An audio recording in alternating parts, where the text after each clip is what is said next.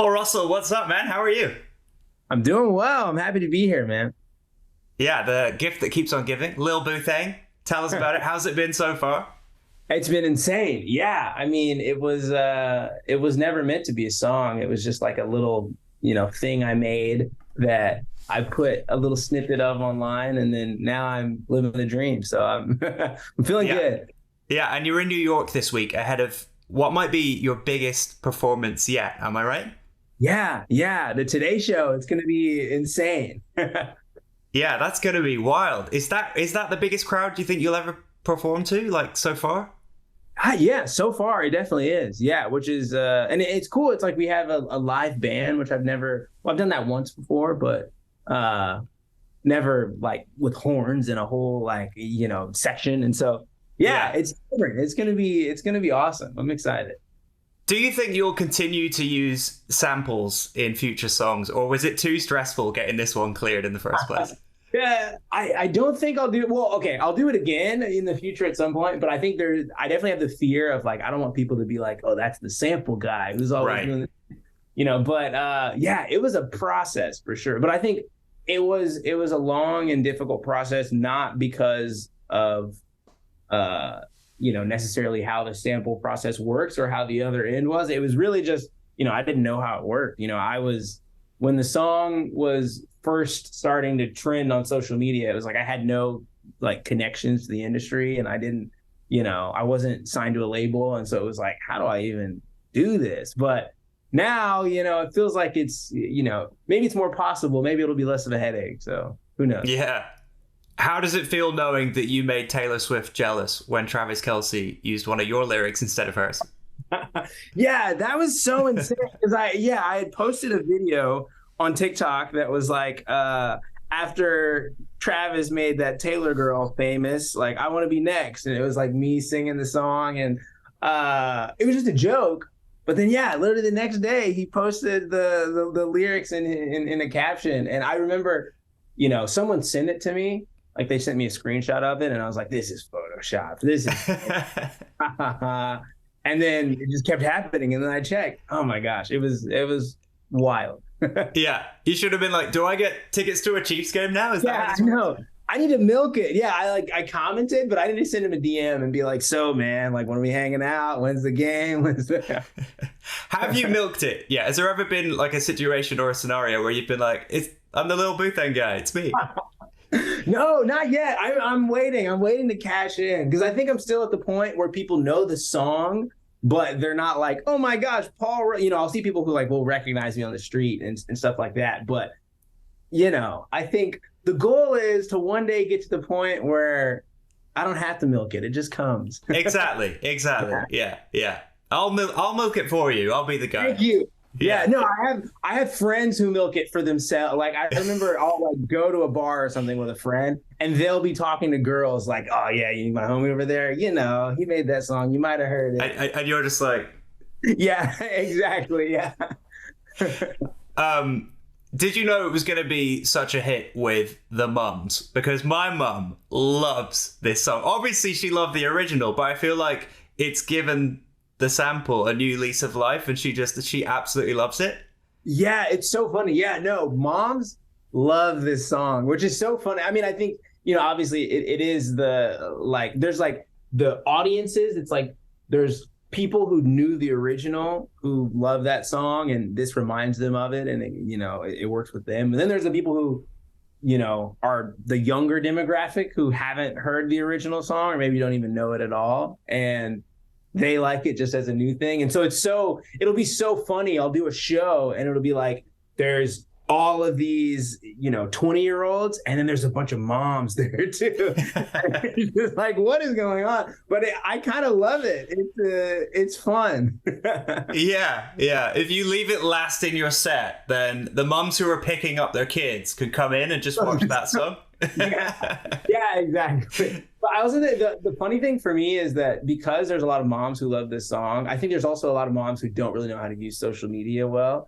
And so I'll get so many like interesting DMs or interesting, I don't know, it'll be like I'll make a joke and like someone will completely misunderstand or they won't get the sarcasm in it, and they're like, what is going on? Like I remember I I did karaoke once, and it was like I was filming. There was this girl who went, and she was singing so well, and I posted on my story like, I'm quitting music, like, because this girl's so good. And then I got so many like, moms DMing me being like, no, please don't quit music. I love what you do so much. And it's like, I don't know. It's funny.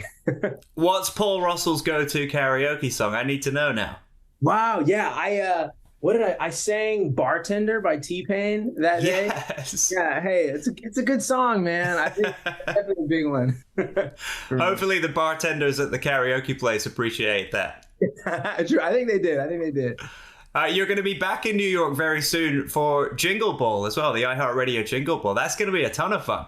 Yeah. Oh, I can't wait. It's going to be insane. Yeah. Have you seen who some of the other artists on the lineup are? Like, are you looking forward to meeting some of those people as well?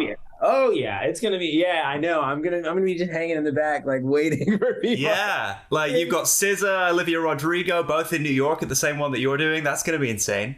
Yeah. Oh, it's going to be wild. Yeah. I can't tell you how many friends I have who are like, can you get me backstage? Like, I mean, that was my next question. Yeah. Oh yeah. Yeah. Everyone is asking right now. We'll see.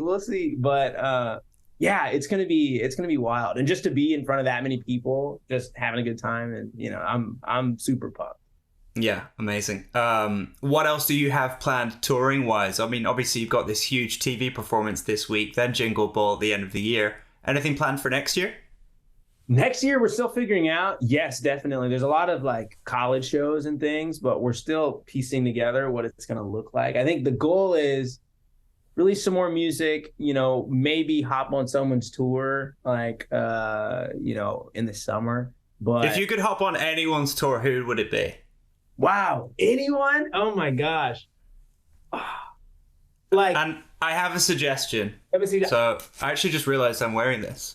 I'm wearing my Anderson .Paak t-shirt. I was just about to say Anderson .Paak, and you're wearing. I know you're a fan. Yeah. Yes, let's go. So yeah, I mean, that would be the dream. That would be insane, and I feel like it could work. So hey, Anderson .Paak, if you're listening to this, hit me up. Manifest it, make it happen. Yes, there we go. Another song of yours that I absolutely love is Touristy Places. Oh hey. Where is the most touristy place you went this year, and would you go back? Wow. Okay. Oh my gosh. I've traveled a lot this year, which is, I mean, a lot of it's because of music, which has been insane. I think Barcelona, maybe. Well, Barcelona is my favorite place that I've traveled this year, and it is a relatively touristy place.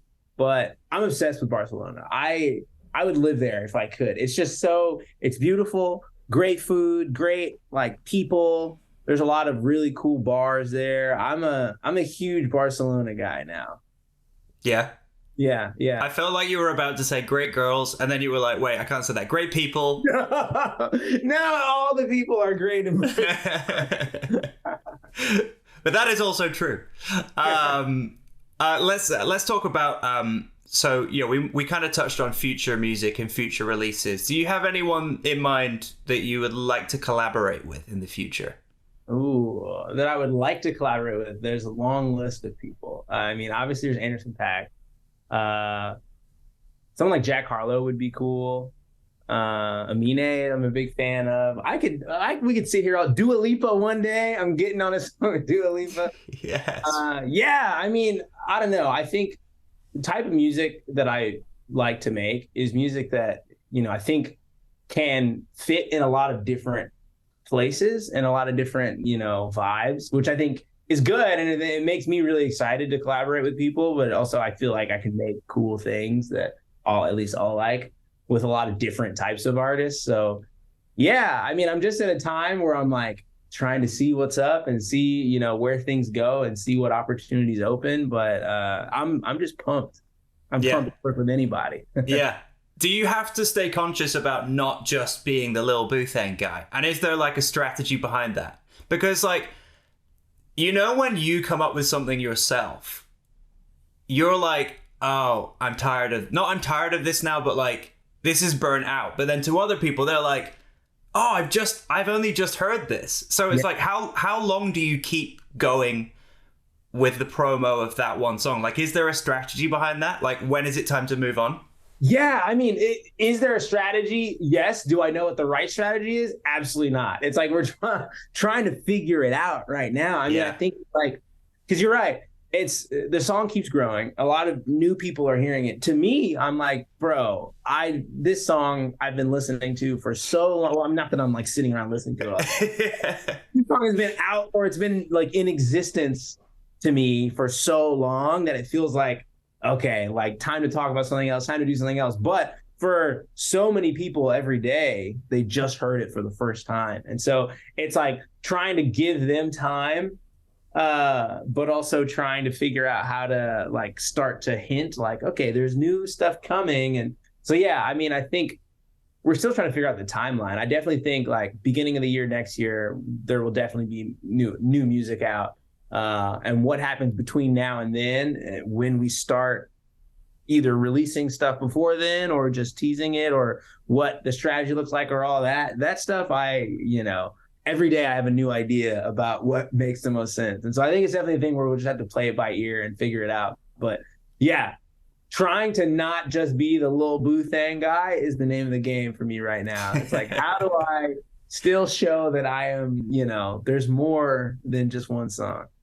Yeah, it's like you have to embrace it. Yeah. And then you have to be like, but I also have this. Yeah.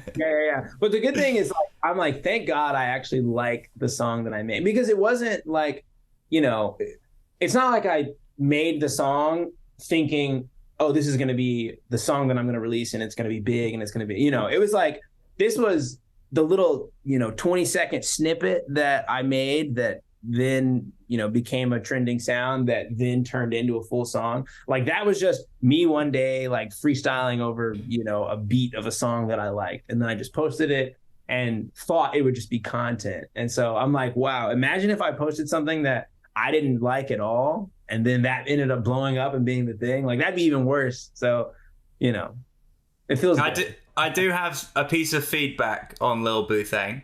What is it? It's not long enough. I know people. Yeah, I get that a lot, which is funny. I mean, I think because, once I saw people liked it, I sat down and was like, okay, now I got to finish the song. And I just made it all in one sitting. And then people started saying, oh, yeah, you can make it a little longer. You can make it. And I'm like, no, it's long enough. But yeah, I probably could have added a So little. there's no like hidden verse somewhere, like on your MacBook somewhere. There's like an extra verse or anything. There isn't, but it gives me an opportunity to release an extended version, or like a remix or something in the future one day. But no, there's no more to it. I can make more. I don't know. We'll see. Maybe I will. Yeah, part 2 coming soon. Exactly. Well, Paul Russell, thank you so much for hanging out with iHeartRadio Canada. We wish you all the best of luck, not only with that TV performance this week, but with the iHeartRadio Jingle Ball coming up. It's going to be a blast. Yes, thank you so much. Yeah, thanks for having me.